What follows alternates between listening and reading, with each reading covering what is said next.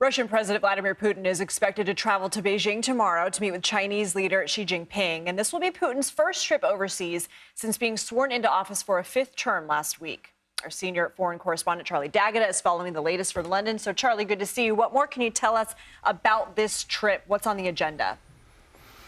Well, I mean, it comes as no surprise that the top of the agenda will be the war in Ukraine. China has never condemned the war, and if anything, they've increased trade with Russia despite or even because of international sanctions. China has backed Putin's assertions that Russia was provoked into the war because of pressure from the West and NATO.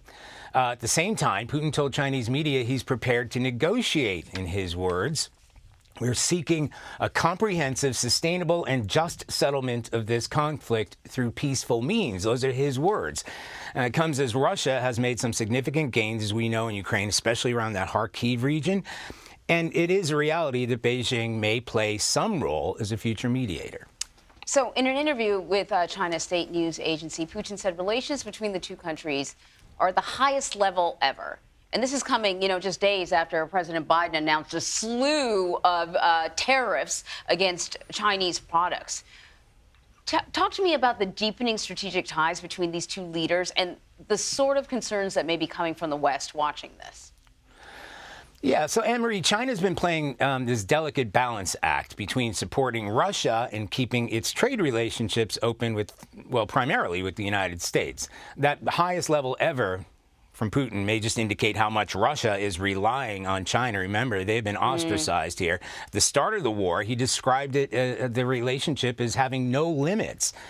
But that might be tested now. And as you said, it's no surprise this is Putin's first foreign trip since becoming reelected a few weeks ago. Yes, the two nations share aims in undermining the West and NATO expansion. China is absolutely benefiting from cheap Russian energy supplies. But China's economy has become sluggish. The last thing it needs is more tariffs, like you said, by the U.S. and other trading partners. What does that mean for the dynamic here between these two world leaders?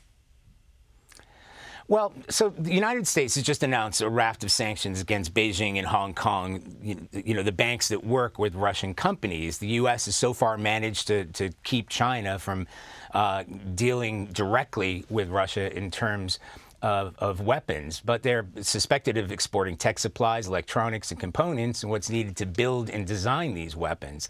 So between these two men, you have to say that President Putin has more to gain from China than the other way around. China has a lot to lose if they don't play their cards right in terms of the West. And Secretary of State Antony Blinken said China's helping to fuel the greatest threat to European security since the Cold War. And he said if he doesn't act, we will.